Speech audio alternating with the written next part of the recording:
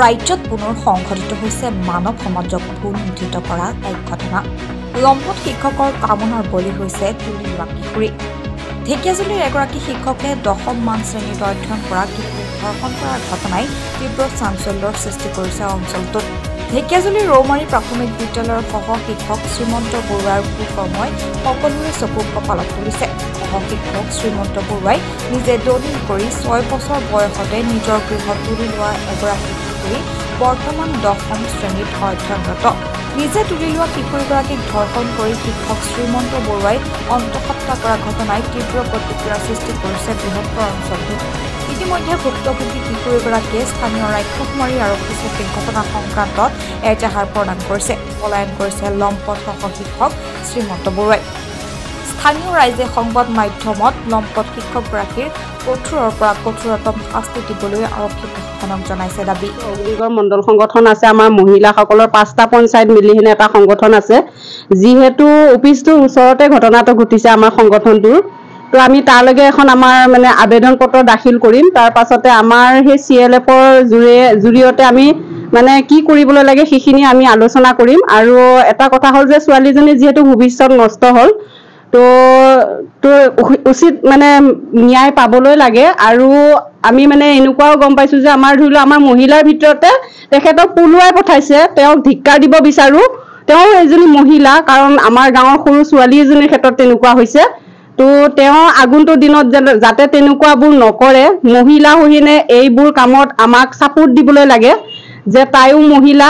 আৰু এই ছোৱালীজনীৰো ক্ষেত্ৰত যিটো হৈছে তাৰমানে কি আমি সকলোৱে দাবী জনাওঁ যে এইখন স্কুলত তেখেতে আৰু নেক্সট টিচাৰ কৰিব আহিবলৈ নালাগে।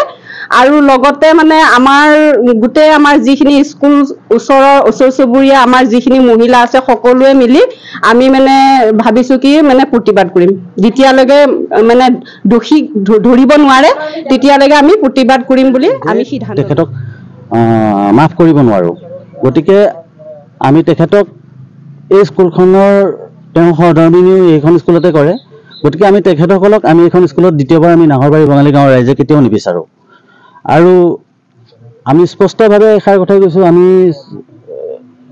চৰকাৰৰ স্কুল পৰিদৰ্শক বিষয়াকো আমি জনাম, এই বিষয়ত অৱগত কৰা হ'ব। আমি তেখেতসকললৈ স্মাৰকপত্ৰ প্ৰেৰণৰ ব্যৱস্থা কৰিছোঁ।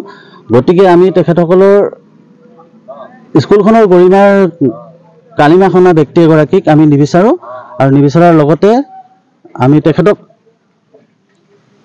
আইনৰ আটাইতকৈ কঠোৰতম শাস্তি আশা কৰোঁ। ইয়াতে তেখেতৰ ধৰ্মপত্নী কৰে। আমি তেখেতকো ইয়াত আমি হেৰি হ'ব নিদিওঁ, তেখেতকো আমি নিদিওঁ। ইয়াৰ কাৰণে আমি পৰ্যাপ্ত যি প্ৰচিডিউৰ আছে আমি প্ৰয়োজন সাপেক্ষে DC ছাৰ লগতে যিজন আমাৰ স্কুল ইন্সপেক্টৰ তেখেতলোকো আমি মানে এখন আমাৰ ইয়াৰ ফালৰ পৰা আমাৰ নাহৰবাৰী বঙালী গাঁৱৰ ফালৰ পৰা এখন আমি স্মাৰক পত্ৰ প্ৰদান কৰিম। পলায়ন কৰি আছে, পলায়ন আছে, হয়, বৰ্তমান পলায়ন কৰি আছে বুলি আমি শুনিবলৈ পাইছোঁ। আৰু ভুক্তভোগী কিশোৰীগৰাকীয়ে থানাত এজাহাৰ দিছে। হয়, ভুক্তভোগী কিশোৰীগৰাকীয়ে থানাত এজাহাৰ দিছে। ছোৱালীজনীৰ এজাহাৰ এতিয়া আমাৰ প্ৰশাসনৰ লোকেও তেওঁক বিচাৰি আছে, কিন্তু তেওঁক বৰ্তমান ধৰিব পৰা নাই।